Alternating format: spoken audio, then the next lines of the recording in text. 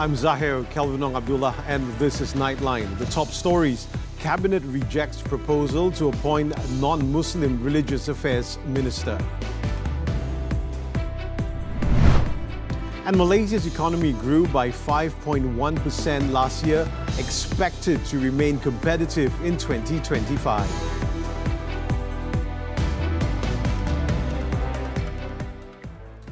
Malaysia's economy continued to record positive growth, expanding by 5.1% last year. According to Bank Negara Malaysia, BNM, the growth was driven by sustained high domestic demand and the recovery of the export sector. In a statement on Friday, the central bank said growth was also driven by household spending, reflecting positive labour market conditions in addition to strong investment approvals and projects, including catalytic initiatives under the National Master Plan. For 2024 as a whole, both headline and core inflation declined to 1.8% compared to the 2.5% and 3.0% recorded respectively in 2023. BNM Governor Datuk Sri Abdul Rashid Ghaffur said moving forward, while the global environment could be challenging, Malaysia's economic growth will be driven by robust expansion in investment activity, resilient household spending and expansion in exports supported by Malaysia's strong economic fundamentals. In the meantime, Prime Minister Datuk Sri Anwar Ibrahim said Malaysia's solid economic growth for 2024 exceeded the government's initial forecast range of 4 to 5%. This was driven by clear and progressive policies introduced since 2023 under the Ekonomi Madani framework and supported by political stability.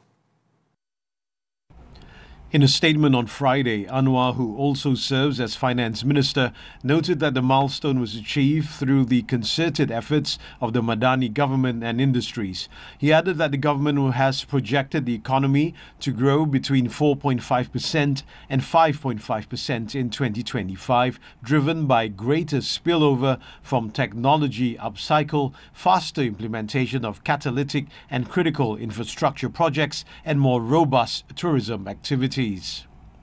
Anwar also highlighted several indicators reflecting the resilience of Malaysia's economy, including high investment figures, robust trade performance, and strong foreign investment inflows. The government also had exceeded its fiscal deficit target for 2024 at 4.1% against the targeted 4.3%.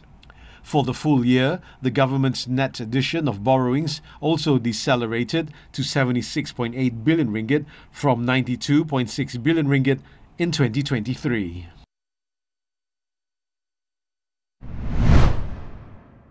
Meanwhile, Bank Islam Malaysia Berhad BIMB Securities Director of Research Muhammad Reza Abdul Rahman highlighted three key sectors driving Malaysia's GDP growth. Three sectors performed better than advanced estimates, especially manufacturing, which were up 4.4% year-on-year, construction up very well at 20.7%, and services up by 5.5%. Booming tourism industry also helped to pull the GDP to a favorable number, considering that total foreign tourist arrival for 2024 was seen at 25 million compared to 20.1 million the year before. Moving forward, the country's economic growth is expected to moderate to 4.7% in 2025 amid concerns on the geopolitical front following US President Donald Trump's reciprocal tariff threats. He signed a lot of executive orders, including imposing tariffs on countries, especially Canada and Mexico, which have been postponed by a month. But then the 10% tariff on China's product is something that is of big concern to us because we are both partners to both US and also China. On another matter, the Cabinet has rejected the proposal to establish a minister's post to oversee non-Muslim religious affairs at the federal level. Anwar said the country already has a religious affairs minister and a national unity minister who represent all communities. Anwar emphasized that the existing composition of the Religious Affairs Minister, National Unity Minister and Harmony Community is sufficient to ensure the well-being and harmony of the people. Kenyataan MP Raut itu suara pribadi tidak dipersetujui oleh mana-mana dalam kerajaan, apalagi dalam Jemaah Menteri. Dan soal pelantikan itu seperti mana kita tahu boleh bicara Perdana Menteri dan itu tidak termasuk dalam perkiraan. He said this after performing Friday prayers at As Salam Mosque in Puchong, Perdana. On Thursday, Raub Member of Parliament Chow Yu Hui proposed that the portfolio of the Minister in the Prime Minister's Department for Religious Affairs be split into two, one for Muslims and another for non-Muslims. He pointed out that Pulau Pinang, Perak and Negeri Sembilan have long appointed executive councillors for non-Islamic affairs at the state level and suggested that the federal government adopt a similar approach. Meanwhile, Anwar revealed that the government has identified a candidate to be Malaysia's next envoy to the United States. However, he said the candidate must receive the consent of the Yang di-Pertuan Agong, Sultan Ibrahim. Ada calon tapi prosesnya itu seperti biasa akan diperkenankan oleh Di-Pertuan Agong. Jadi insya-Allah bila saya dapat ke Bahrain dan ziarah Di-Pertuan Agong, kita boleh dapat berkenan. On February 8, outgoing ambassador to the US, Datuk Sri Nazri Aziz, confirmed that his two-year term as ambassador had concluded, noting that he was merely a political appointee and not a career diplomat. In another development, Anwar stressed that no country has the right to dictate the future of the Palestinian people. He said Malaysia's position remains unchanged and steadfast in its support for the Palestinian people and the establishment of an independent state. Kita tegas dengan pendirian kita bersama dengan rakan-rakan kita negara-negara Arab dan Islam untuk apapun mesti pertahan hak rakyat Gaza dan Palestin untuk bangunkan negara mereka secara bebas dan merdeka. On February 4th, US President Donald Trump reportedly said that his country would take over the Gaza Strip and propose the permanent resettlement of Palestinian residents outside the territory. Prior to that, Anwar announced that Malaysia and Japan would collaborate in efforts to assist with the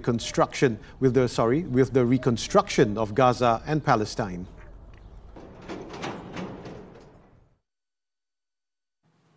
The government is set to review and reassess the Security Offences Special Measures Act 2012 SOSMA following a directive from Prime Minister Datuk Sri Anwar Ibrahim during Friday's cabinet meeting. Unity Government spokesman Fahmi Fadzil said Home Minister Datuk Sri Saifuddin Nasution Ismail will present the matter in Parliament next week. InsyaAllah dalam minggu ini, Yang Berhormat Menteri Dalam Negeri akan tampil ke Parlimen untuk memberi kenyataan mengenai perkara tersebut. Tapi secara prinsipnya ada beberapa perkara yang telah dibincangkan dan dipersetujui berkaitan dengan menambah baik ataupun menyemak semula Akta SOSMA. Fahmi said this to the media at a press conference after the cabinet meeting in Putrajaya. The directive to review SOSMA was made following Anwar's announcement on Thursday that the government has agreed to amend the Peaceful Assembly Act 2012. He also ordered the police to halt investigations into the students involved in the Himpunan Rakyat Benci Rasuah rally on January 25th, as well as those who participated in the protest involving family members of SOSMA detainees in front of the Sungai Buloh prison complex on February 8th. Malaysia remains committed in pursuing the return of misappropriated funds tied to the One Malaysia Development Berhad 1MDB scandal despite recent developments in the United States. 1MDB Asset Recovery Task Force Chairman Datuk Sri Johari Abdul Ghani said Malaysia is actively engaging and cooperating with several countries and agencies to recover those assets. Malaysia's firm stance on the matter was conveyed by Johari following reports that the US Department of Justice's elite anti-corruption unit had been disbanded by President Donald Trump. Johari stated that the Malaysian government's dispute with Goldman Sachs over a $1.4 billion asset recovery guarantee given by the investment banking giant as part of a settlement agreement entered into with the government is currently under arbitration. Therefore, the final decision on the payment will be determined by arbitrators handling the matter. Johari added that the government is also exploring the possibility of taking legal action against 7 international banks that facilitated transactions linked to the 1MDB scandal. The August 2020 settlement saw the bank agreeing to pay $3.9 billion to the government to settle outstanding charges and claims related to the 3 bond transactions it had arranged for 1MDB. However, Goldman Sachs is taking the position that Malaysia has already recovered more than the guaranteed sum from fines imposed on various parties, a contention that Malaysia does not agree with. In Johor, police arrested 3 men, including a Singaporean, and seized various types of drugs worth 3.1 million ringgit. The syndicate was dismantled following a special operation in Johor Bahru last week. Johor Police Chief Dato' M. Kumar stated that the suspects, aged between 41 and 48, were arrested in 7 raids conducted on February 6 and the following day. The raids also targeted 3 luxury condominium units and a terrace house in Danga Bay, Taman Setia Indah, Taman Pelangi Indah and Tampoy. The properties were rented by the trio, who are believed to be members of the syndicate. The seized drugs included 22 kilograms of ecstasy powder, ketamine, methamphetamine and cannabis. The syndicate, believed to have been active since last month, repackaged the drugs into instant coffee and cocoa mix sachets, selling each for between 200 and 250 ringgit. Modus operandi kumpulan ini adalah menjadikan kondominium gated and guarded sebagai stor simpanan sebelum pembungkusan semula dan untuk diedarkan ke pasaran tempatan. 5 vehicles, various items and cash were also seized. All suspects have been remanded until this Monday for investigation under the Dangerous Drugs Act. Police have identified a suspect with a past criminal history in connection with the murder of a woman in Kuantan Pahang on Thursday. State Police Chief Datuk Sri Yahya Othman stated that authorities are currently on the hunt for the 37-year-old man to assist in the ongoing investigations.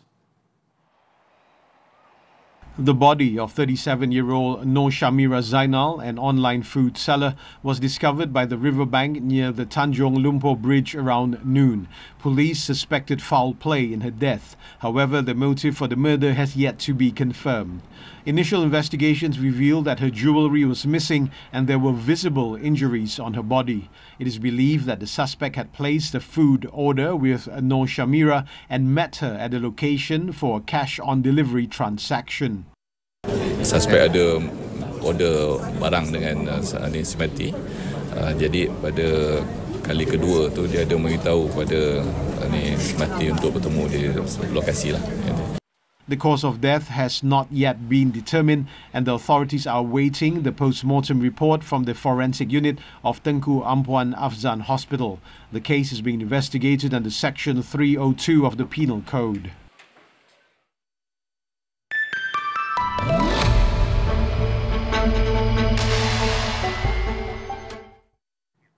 The ringgit was 2.7% stronger than the US dollar in 2024. Bank Negara Malaysia (BNM) stated that the ringgit also appreciated against other major currencies throughout last year, including the Singapore dollar, Korean won and Japanese yen.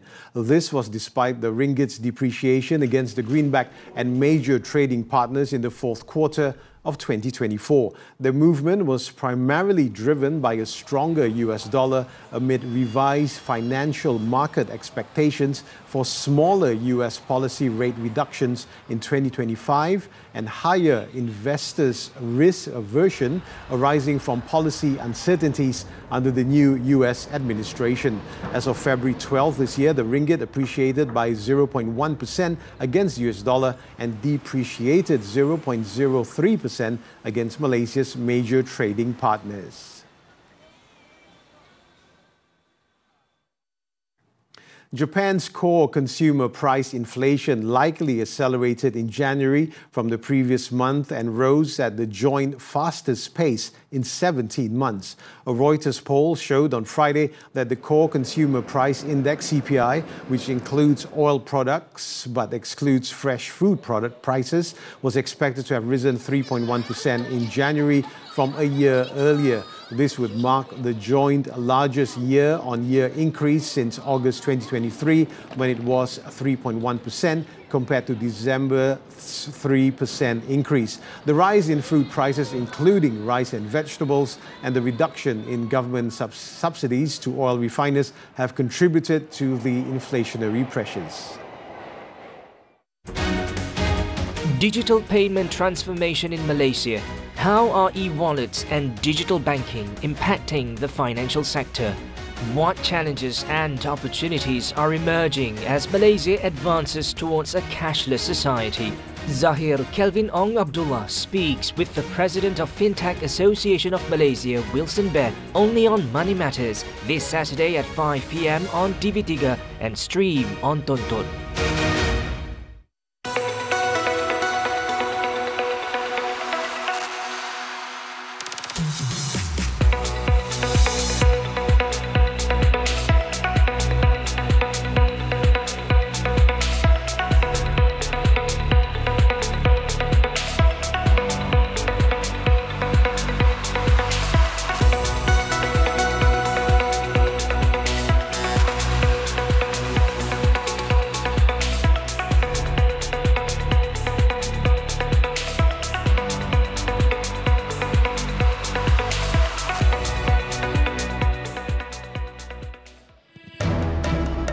KL City edge Terengganu sports action from the Super League after this breather.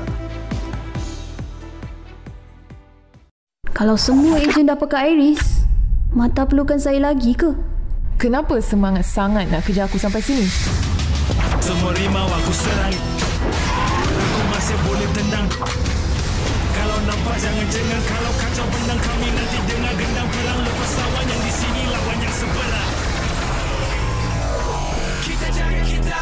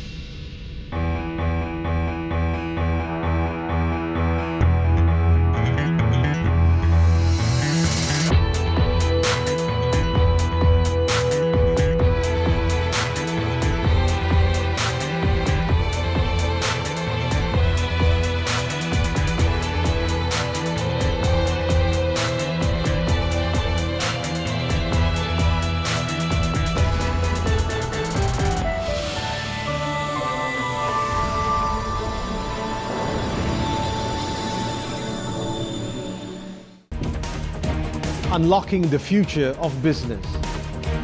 From industry evolutions to policy changes, we go beyond the headlines. Deep insights, sharp analysis. Understanding the forces driving tomorrow's economy. Key financial insights that drive decisions. This is Money Matters, every Saturday, 5 p.m. Only on TV3 and stream now on Tonton. Sports Now Football, the Super League. KL City FC proved their determination with a 2-1 win over Terengganu FC on Friday night. At the Sultan Mizan Zainal Abidin Stadium, the Turtles opened the scoring 15 minutes into the game through Safwan Mazlan. The visitors, however, bounced back with Paulo Josue levelling the score in the first half stoppage time to make it 1-1. KL City then wrapped up an impressive performance with Patrick Reichelt scoring their second goal 10 minutes before the final whistle to seal a 2-1 victory. With the result, KL City climbed to 7th in the standings, while Terengganu FC remained in 4th place.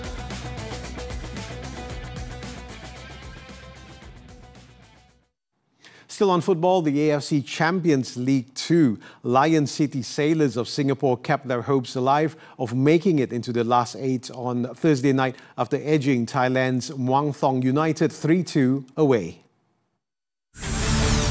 The visitors got off to a dream start with Shawal Anwar finding the back of the net within 20 seconds of the kickoff. Maxime Lestienne doubled the Sailors' lead 10 minutes later from the penalty spot after Diogo Costa had been fouled in the box by Muang Thong's Purachet Totsanit.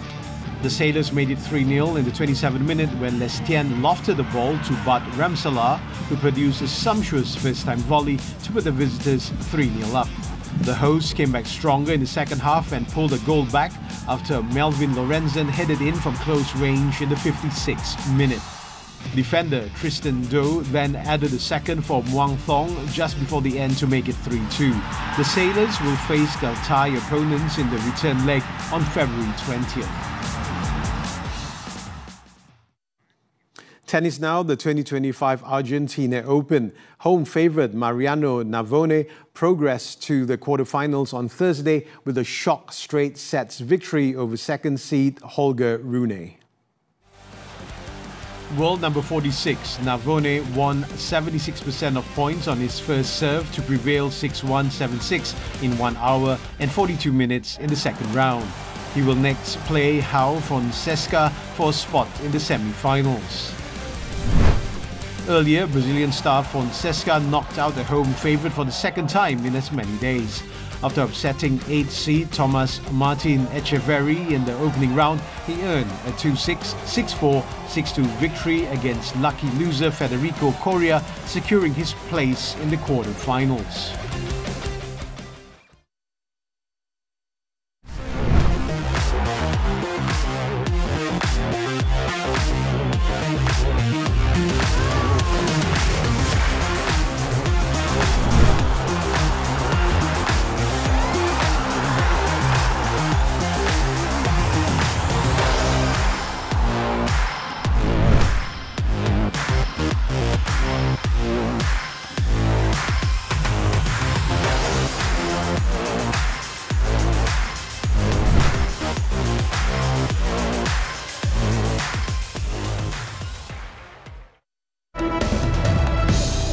South Korea construction site fire leaves 6 dead. The details when Nightline returns. 10 lagu membawa rasa dalam nada. Sedakah anda untuk rasainya?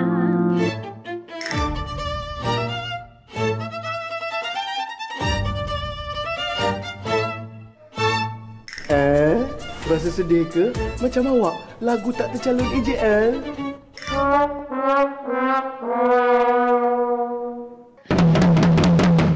Ini rasa nak marah. Tapi untuk jadi juara, nada kena terangkat rasa.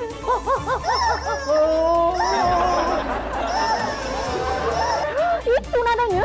Rasa penonton terus demam. Alamak, tapi kalau nak demam, biarlah demam. AJL 39, nada rasa. Adik.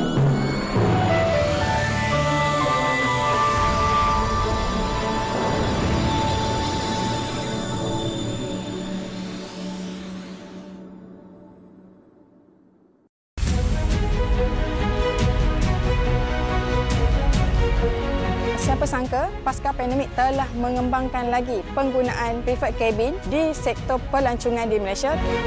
Bukan sahaja orang buat sebagai rumah, chalet, homestay, tapi ada jugalah yang buat sebagai klinik. Teknologi ini boleh diterapkan dalam silibus pembelajaran kemahiran.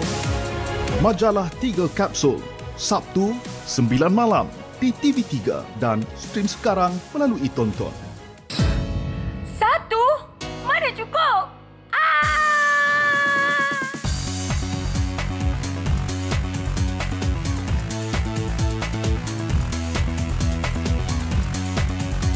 Lalu over? Tidak, kalau anda di Pentas Runway Anugerah Juara Lagu 39 Nada Rasa. Barulah terangkat rasa.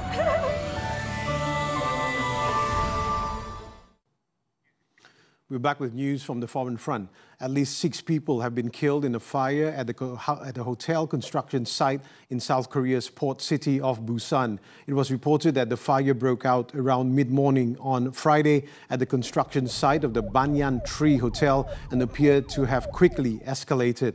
Busan, the city's fire service, deployed 90 firefighters to put out the blaze and used helicopters to rescue workers trapped inside the multi-story building, including 14 from the rooftop. More than 100 other workers also managed to evacuate the site.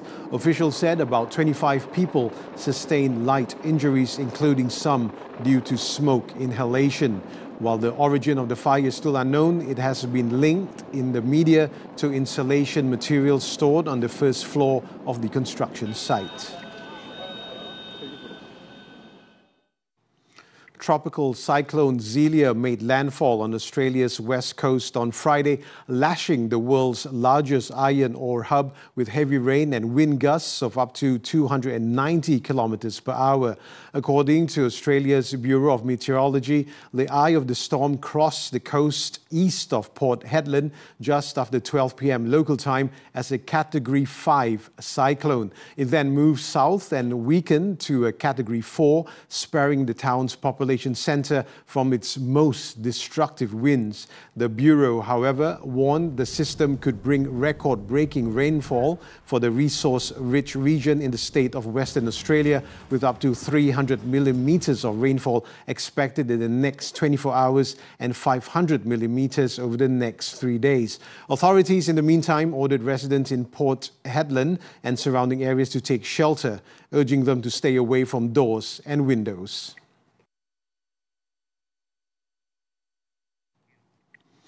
Palestinian group Hamas has said it is committed to the release of captives held in Gaza according to a timeline set out in the ceasefire deal.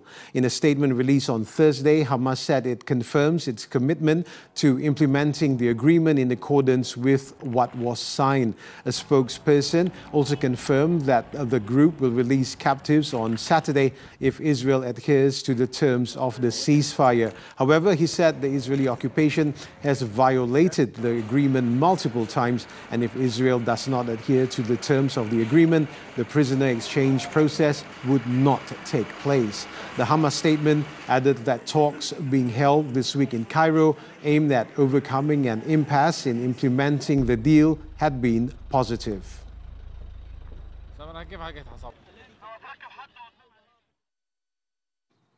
At least 11 people were killed and 6 others wounded on Friday after a bomb targeting a vehicle carrying coal miners exploded in southwestern Pakistan. The truck, which carried at least 17 workers, was heading to a mine in the Harnai area of Balochistan province. According to officials, an improvised explosive device planted by the roadside exploded when the truck carting coal miners reached the site. The official added that it may have been a remotely operated device. No group has claimed responsibility for the attack, and police have commenced investigations into the matter.